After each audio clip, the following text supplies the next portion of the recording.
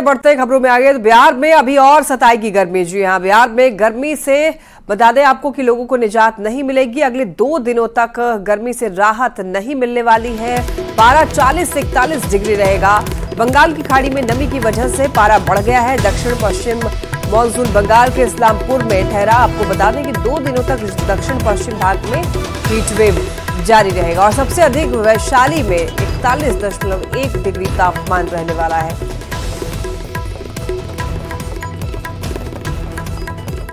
अब एक और बड़ी खबर, बिहार में चुनाव के बाद नौकरियों की बहार। जी हां, स्वास्थ्य विभाग में बम्पर बहाली निकलने की संभावना है।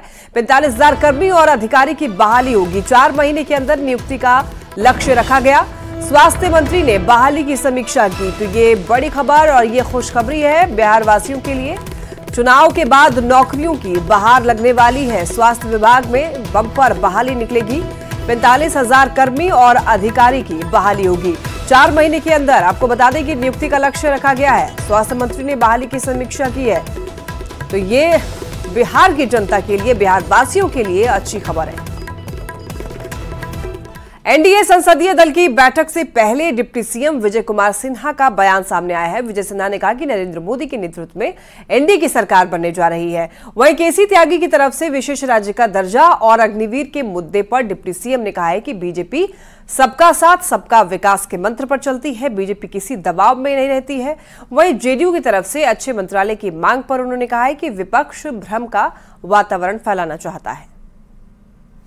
बात करते हैं बिहार के डिप्टी सीएम विजय सिन्हा से। विजय सिन्हा जी, एनडीए के संसदीय दल की बैठक होने जा रही है जिसमें नरेंद्र मोदी को एक बार फिर से नेता चुना जाएगा। नरेंद्र मोदी का प्रधानमंत्री बनना तय है, लेकिन इस बार बीजेपी सरकार नहीं है, एनडीए सरकार हो रही है। आपको जानकारी रहनी चाहिए कि आज देश की जनता का जनादेश देश के प्रधानमंत्री नरेंद्र मोदी जी को मिला है और नरेंद्र मोदी जी के नेतृत्व में एनडीए की सरकार बनने जा रही है। नेता हमारे देश के प्रधानमंत्री नरेंद्र मोदी जी हैं और लोगों ने इन पर विश्वास व्यक्त किया है, इसलिए किसी को शंका शुभा नहीं है। ये पूर्णतः मोदी जी की सरकार है, एनडीए की सरकार है, भाजपा की सरकार है। जेडीयू पूर्णिया के नवनिर्वाचित सांसद राजेश रंजन उर्फ पप्पू यादव सांसद बनते ही अब एक्शन में आ चुके हैं। पप्पू यादव रात में मेडिकल कॉलेज का औचक निरीक्षण करने के बाद दिन में फिर पहुंचे और सिविल सर्जन, आईएमए के अध्यक्ष और जीएमसीएच के उपाधीक्षक के साथ में बैठक की। पप्पू यादव ने न्यूज 18 से बातचीत में तेजस्वी यादव पर जोरदार हमला बोला और कहा कि एक आदमी के निजी अहंकार के चलते बिहार में इंडिया अलायंस की पॉलिटिकल डेथ हुई है। सांसद बनने के साथ ही पप्पू यादव फुल एक्शन में आ गए हैं और आप देख सकते हैं कि अभी मेडिकल कॉलेज पहुंचे हुए हैं। रात में भी मेडिकल कॉलेज पहुंचे थे। आइए हम बात करते हैं। मेरा दलाल पर था कि दलाली खत्म करिए, आयकार करिए, जांच बाहर नहीं हो, जांच को रोकिए। नर्सिंग होम जो पैथोलॉजी जो बिल्कुल medical council of India rule के तहत नहीं है, तो उसको आप रोकिए, उसको फॉलोअप कीजिए, 2 महीने का समय दीजिए। स्थिति अच्छी नहीं है, बिल्डिंग कब तक होगा। एडमिनिस्ट्रेशन ने कहा मेरा पैसा नहीं दे रहा है, इसलिए हम बिल्डिंग नहीं कर रहे हैं। हमने उनसे रिक्वेस्ट किया। एक जो आम आदमी चाहता है कि मैं बाहर हम पे बोझ ना लगे और सिल्लीगुड़ी ना भेजा जाए, हायर सेंटर भेजा जाए, जो गवर्नमेंट का ऑर्डर है उसको फॉलो किया। बिल्कुल क्लियर, हम दलाली नहीं चलने देंगे और आम आदमी पर बोझ नहीं हो। एक पॉलिटिकल सवाल है कि आप निर्दलीय प्रत्याशी के रूप में जीते हैं, क्या आगे कांग्रेस में जा रहे हैं? क्या चलिए, मेरी जो आइडियोलॉजी है उस पर बातचीत होगी। हम कोसी सीमांचल के विकास के लिए पूर्णिया को दुनिया का नंबर 1 काम करेंगे। क्या आप चाहते तो अच्छा है, बिहार को विशेष राज्य का दर्जा मिलना चाहिए, विशेष पैकेज मिलना चाहिए। बिहार को अधिक से अधिक एयरपोर्ट मिले, पूर्णिया एयरपोर्ट तुरंत इसका शुरुआत करने का मांग करते हैं। बिहार में जिस तरह से राजद का रिजल्ट आया है, पूर्णिया में भी जो स्थिति रही है, क्या कहेंगे इस पर? सर, मैं उस पर कोई टिप्पणी नहीं करूंगा। राहुल गांधी जी, प्रियंका जी, अखिलेश मिलकर लड़े, उद्धव मिलकर लड़े, तो बड़ी विक्ट्री हुई। जहां मिलकर यहाँ पर राहुल जी प्रियंका जी को नहीं बुलाएंगे, एको हम द्वितीय नास्ती। और इतना बड़ा दिल होने के बावजूद एक व्यक्ति के चलते अब 10-10 सीट प्रभावित हो रहे हैं, हार रहे हैं। तो हमारा तो कोई मुद्दा ही नहीं था। हम तो चाहते थे इस देश में इंडिया गवर्नमेंट बने, चीज़ें चेंज हो, लेकिन बिहार इतना गलत रिजल्ट इन लोगों ने दिया। मैं तो हम गए भी, प्रयास भी किए, जबकि सभी ओबीसी और अत्यंत पिछड़ों का 60% इंडिया गवर्नमेंट को बाद में सपोर्ट मिला। बाद में मिला तो हम 4 सीट जीत गए, 2 माले जीत गया, 2 राजद जीत गया, मिश्रा जी जीत गई, लेकिन जब तक नहीं मिला तब तक आप हार गए। कहीं ना कहीं चूक हुई है भैया, पॉलिटिकल डेथ था ये। अपने निजी अहंकार और एरोगेंसी के चलते आपने जो किया वो गलत है। तो ये थे पप्पू यादव, और आप देख सकते हैं कि सांसद बनने के साथ ही ये फुल एक्शन में है और अभी मेडिकल कॉलेज आए हुए हैं, रात में भी आए थे, और इन्होंने स्पष्ट कहा कि कुछ लोग अपने अहंकार के चलते पूरे बिहार को डुबा डाले हैं। जो रिजल्ट आया है, कहीं ना कहीं उस अहंकार के चलते ये खामियाजा भुगतने को पड़ा इंडिया गठबंधन को। कुमार प्रवीण, न्यूज़ 18 पूर्णिया। भोजपुरी स्टार खेसारी लाल यादव ने लोकसभा चुनाव परिणाम पर कहा है कि जिसकी भी सरकार बने उन्हें शुभकामनाएं हैं, उन्हें अपनी रोजी रोटी का ख्याल है। न्यूज़ 18 से बातचीत में खेसारी लाल ने भोजपुरी स्टार पवन सिंह और दिनेश लाल यादव निरहुआ की हार पर कहा है कि चुनाव में हार जीत लगा रहता है। जो जीता है उस पर जनता ने विश्वास किया है, जो हारे हैं वो फिर से कोशिश करेंगे। खेसारी लाल यादव से बातचीत की न्यूज़ 18 संवाददाता रजनीश कुमार ने। देख के जिंदगी भखाती जखम, जनी सोचा हमरा बारे में, तोहरा खातिर हमरा मायल न रहे, ये प्यार कल परसो के कायल न रहे, भुला गइलू वैसे जैसे भाईल न रहे, जा जइबू त जाए सनम। साथ हैं, सीधी बातचीत करेंगे। खेसारी जी, लोकसभा चुनाव खत्म हो गया है, परिणाम भी आ गया है, सरकार बनने वाली है, क्या कहेंगे? बस मेरी शुभकामना है सबके साथ कि जो भी सरकार बनाए कम से कम हम लोगों को बेरोजगार ना करे और हमारी रोजी रोटी के लिए हमेशा ख्याल रखे, क्योंकि हमारा मत जो होता है ना, वो मुझे लगता है कि बेटे से भी बढ़ के होता है। तो हमने अपने बेटों की भविष्य, अपने बच्चों का भविष्य आपको दिया है। अब आपको सोचना है कि आप हमारे बच्चों का भविष्य कहाँ लेकर जाएंगे। मेरा तो शुरू से ऐसे चुनावी राजनीति क्षेत्र में मेरा कोई दिलचस्पी नहीं है और ना ही मेरी रुचि है कि मैं राजनेता बनूं। अगर आप लड़े होते तो क्या होता? जब मेरी विचारधारा में राजनीति है ही नहीं तो मैं कभी सोचता भी नहीं इस बात को कि क्या होता नहीं होता, और मैं परिणाम के लिए काम नहीं करता। मैं बेहतर करने की कोशिश करता हूँ। परिणाम देना और नहीं देना वो तो जनता के हाथ में होता है, चाहे वो चुनाव हो, चाहे मेरा संगीत हो या मेरा फिल्म हो या मेरी कोई भी विषय। तो जब हम जनता के हो जाते हैं ना, तो हमें बेहतर करने की कोशिश करना चाहिए। जो जीते हैं वो शायद बेहतर करेंगे आगे, और जो हारे हैं उन्होंने बेहतर नहीं किया इसलिए हारे। देखिए, एक लड़ाई है और हार जीत होता रहता है। जो जीता है उस पर शायद जनता का विश्वास ज़्यादा होगा, जो हारा है वो फिर से कोशिश करेगा, क्योंकि गिरना उठना ये तो जिंदगी का दस्तूर है। खेसारी लाल जी खुश तो नहीं है ना? मैं अनखुश और खुश, मैं हर चीज़ में खुश रहता हूँ। देखिए, अब इसलिए मुझे लगता है कि चाहे वो पवन भैया हो या दिनेश भैया हो, चाहे रवि भैया हो या मनोज भैया हो, ये लोग हम सबके धरोहर हैं। और बहुत बहुत धन्यवाद खेसारी लाल यादव जी हमारे साथ थे और इन्होंने बातचीत में कहा कि मैं सुपरस्टार ही हूँ, मैं एक्टर ही हूँ, ये ज़्यादा अच्छा लगता है, मैं राजनीति में नहीं आना चाहता हूँ, और मैंने जो फैसला लिया है अब तक मुझे लगता है ये फैसला सही है। चाहे इंडिया गठबंधन की सरकार बनती या एनडीए की बनेगी, लेकिन रोजगार पर सरकार को ध्यान देनी चाहिए और कोई भूखा ना रहे, रोजगार के बिना बेरोजगार ना रहे। कैमरामैन अमित के साथ रजनीश कुमार, न्यूज़ 18 पटना।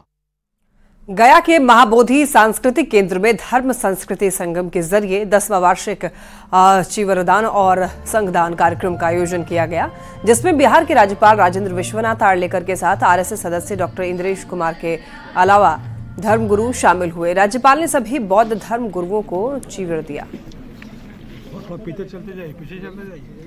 हजारों लाखों वर्षों से जो यहाँ प्रस्तुत हुई है और उसको यहाँ आज भी हम संजोए रखते हैं, उस विचारधारा का नाम सनातन हो सकता है, उस विचारधारा का नाम बौद्ध हो सकता है, उस ही विचारधारा का नाम जैन हो सकता है, सिख हो सकता है। सभी यहाँ के विचारधाराओं के अपनी अपनी जो कमल फूल के पंखुड़ियां हैं। पटना सिटी के आलमगंज थाना क्षेत्र के एनएमसीएच रोड काली मंदिर के समीप आपको बताएं कि बीते 3 जून को आपसी गैंगवार में युवक की हत्या हुई थी और आपको इस मामले का सीसीटीवी फुटेज सामने आया है। इन तस्वीरों में स्पष्ट रूप से देखा जा सकता है कि बाइक सवार हथियारबंद 3 अपराधी किस तरह गोलीबारी की घटना को अंजाम दे रहे हैं। तस्वीरों में देखा जा सकता है कि बाइक चला रहे सूरज गोप को टारगेट कर अपराधियों ने उस पर ताबड़तोड़ फायरिंग शुरू कर दी, जिससे गोली लगने से सूरज गोप और गाड़ी के पीछे बैठा लल्लू कुमार घायल होकर सड़क पर गिर पड़ा। गोलीबारी के बाद अपराधी मौके से वहां से फरार हो गए। फिलहाल पुलिस पूरे मामले की जांच पड़ताल में जुटी हुई है, छानबीन कर रही है।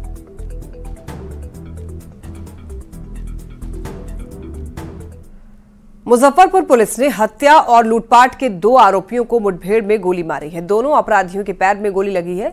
दोनों का इलाज मुजफ्फरपुर के एसकेएमसीएच में चल रहा है। दोनों बदमाशों ने 1 सप्ताह पहले लूटपाट के दौरान चाकू मारकर एक शिक्षक और एक इंजीनियर की हत्या कर दी थी, जिसके बाद पुलिस ने दोनों को गिरफ्तार किया। वहीं भागने के दौरान अपराधियों ने पुलिस पर गोली चला दी, जिसके बाद पुलिस ने दोनों अपराधियों के पैर में गोली मारी। फिलहाल दोनों अपराधी का इलाज एसकेएमसीएच में चल रहा है। पूछताछ की गई और इनको सर्च किया गया तो इनके पास से काफ़ी ज़्यादा मात्रा में मोबाइल मिले, एक अवैध हथियार भी मिला और एक चाकू भी मिला।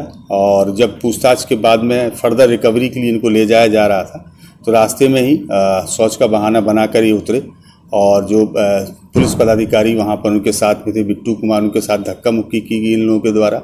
उनका पिस्टल छीना गया और पुलिस के ऊपर फायरिंग की गई। पुलिस के द्वारा भी आत्मरक्षा जवाबी फायरिंग की गई, जिसमें 2 राउंड गोलियां चली हैं और जिसमें से जो दोनों अपराधकर्मी हैं उनको एक गोली पैर में लगी है, जिसमें से एक अपराधकर्मी का नाम विकास कुमार है और दूसरे अपराधकर्मी का नाम पंकज कुमार है।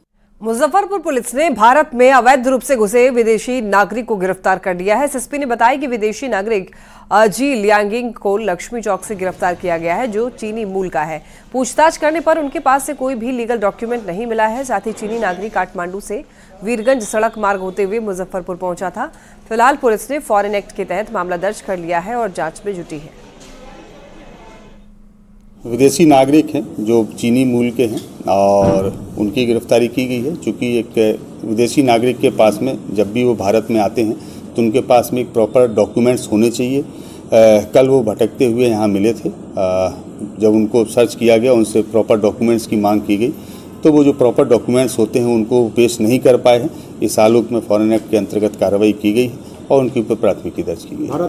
डीएमसीएच सरकारी अस्पताल में मरीजों की इतनी भीड़ रहती है, लेकिन अस्पताल प्रशासन की तरफ से मरीजों के लिए कोई व्यवस्था नहीं किया जाता है। दूर दराज से पहुंचे मरीज लंबी लाइन में खड़े होकर अपनी बारी का इंतजार करते रहते हैं। इन तस्वीरों में आप देख सकते हैं। आपके जरूरत के लिए एक टैबलेट देगा, अपना दूर से आएगा आदमी, भाड़ा कहाँ से आए हो? कितने घंटे से यहाँ पे है 2 घंटे अवेलेबल, रुक गए 1 घंटा से ऊपर ही। मुंगेर सदर अस्पताल में मरीज भीषण गर्मी से परेशान है। इलाज कराने के लिए आए मरीजों की पर्ची काटने और दवाई काउंटर पर घंटों टीन के शेड के नीचे बिना पंखे के उमस भरी गर्मी में खड़े रहना पड़ता है। दरअसल मुंगेर सदर अस्पताल में नवनिर्मित 100 बेड वाले वार्ड में ओपीडी सहित आपको बता दें कि यहाँ पर पर्ची काटने का काउंटर और दवाई बांटने का काउंटर शिफ्ट कर दिया गया है।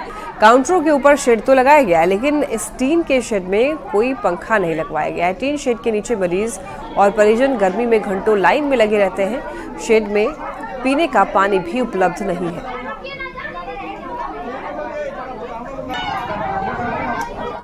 किसका लाइन लगे थे आपको? हाँ, दवाई का। कितना देर से लगे हुए हैं? 10:30 बजे से लगे हुए हैं लाइन। गर्मी कैसा है? गर्मी बहुत ज्यादा है। व्यवस्था कुछ है गर्मी? कुछ नहीं है। पानी वानी कुछ नहीं है। पंखा उनका कुछ नहीं है। परेशानी वही कि दवा लेने में भी यहाँ बहुत सारा परेशानी है। भीड़ बहुत ज्यादा है और दवा जल्दी नहीं मिल रहा है। लाइन में लोग लग के ले रहे हैं? लाइन में लग के नहीं ले रहा है, बिना सिस्टम के ले रहा है। कोई भी किधर से भी आके ले रहा है। भीषण गर्मी में क्या दिक्कत? गर्मी में भी क्या है, बहुत पंखा का तो है नहीं व्यवस्था। हमने उनको गर्मी से बचने के लिए हमने बड़े से शेड लगाए हैं ताकि धूप और पानी का असर उन पर ना पड़े। फिर भी अगर संख्या ज़्यादा होती है तो कभी कभी मरीजों को बाहर भी ठहरना पड़ता है। लेकिन हमारी जो कि 5-5 हमारी ओपीडी चलती है, डॉक्टर भी जल्द से जल्द मरीजों का इलाज का निराकरण करते हैं। किशनगंज के खारूदा पंचायत के महेशपुर चौक के पास में पंचायत सरकार का भवन निर्माण हो रहा है। भवन निर्माण में शमशान घाट की जमीन की मिट्टी को काटकर भरा जा रहा है, जबकि यहां पर पहले भी मनरेगा की राशि से मिट्टी भराई का काम भी किया गया था। मिट्टी खनन करने वाले पर एक धर्म के लोगों की आस्था और सरकारी संपत्ति के नुकसान का आरोप है। मामले में सीओ ने कहा है कि मामले की जांच की जा रही है, जो भी दोषी होंगे उनके खिलाफ कार्रवाई की जाएगी।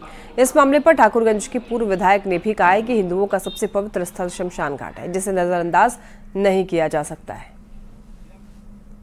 मैं एक राजस्व कर्मचारी और अमीन को भेज के इसकी जांच कराऊंगी। उस केस में अगर पाया जाता है कि अगर ये लोग अवैध रूप से काट रहे हैं तो एक सीजर बनेगा और खनन विभाग को हम यहाँ से लिख के भेजेंगे कि ऐसा अवैध खनन किया जा रहा है। उसके बाद अपना वो जो कार्रवाई करें, अगर जो पकड़ाते हैं इसमें तो उन पे FIR भी किया जा सकता है। मधेपुरा के सक्षम अग्रवाल ने नीट परीक्षा में ऑल इंडिया पहली रैंक हासिल की। सक्षम ने पहली बार में ही नीट एग्जाम को क्रैक कर लिया, जिससे उनके परिवार में खुशी का माहौल है। सक्षम की इस उपलब्धि से पूरे बिहार का मान सम्मान बढ़ा। सक्षम ने बताया कि सेल्फ स्टडी, परिवार के सहयोग से वो इस मुकाम पर पहुंचे हैं और वो खुद और पूरे परिवार को गौरवान्वित कर रहे हैं। बहुत ही खुशी का माहौल है, आसपास मिठाइयाँ बट रही हैं, कॉल आ रहे हैं, तो बहुत ही ज़्यादा खुश हैं रिज़ल्ट से। और पढ़ाई की बात करें तो मैंने आकाश से 2 साल का कोर्स किया था और रोज़ रेगुलरली क्लासेस अटेंड करता था। टीचर्स जो बताते थे उनकी बातें फॉलो की, पेरेंट्स के साथ हमेशा सपोर्ट रहा और लेक्चर्स लिए, नोट्स, NCERT, MCQ और रेगुलरली टेस्ट दिया मैंने, और ये 5 चीज़ों से बहुत ही बढ़िया प्रिपरेशन हो गया।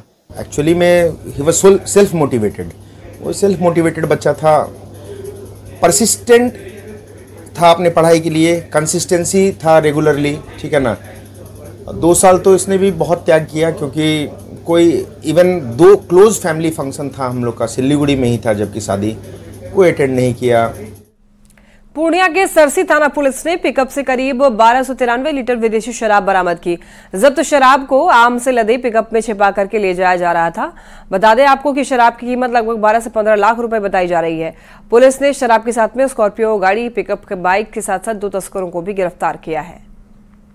चेकिंग के क्रम में एक पिकअप एवं एक स्कॉर्पियो पर शराब जब्त किया गया एवं एक लाइनर को पल्सर गाड़ी के साथ हिरासत में लिया गया। साहिबगंज में मंदिर में चोरी की वारदात को अंजाम दिया गया। मामला नगर थाना क्षेत्र के स्टेशन चौक के पास का है। चोर मंदिर से बजरंगबली का मुकुट चोरी कर वहां से फरार हो गया। GRP पुलिस और नगर थाना पुलिस पूरे मामले की जांच कर रही है। भगवान का मुकुट चांदी का था, जिसका वजन लगभग 10 से 15 भर बताया जा रहा है। देखिए, कोई अंदर मंदिर में प्रवेश किया है, बाहर चप्पल खोला हुआ था। अंदर जब झांक के हम देखे तो एक लड़का हनुमान जी के मंदिर से निकल कर वहाँ खड़ा हुआ।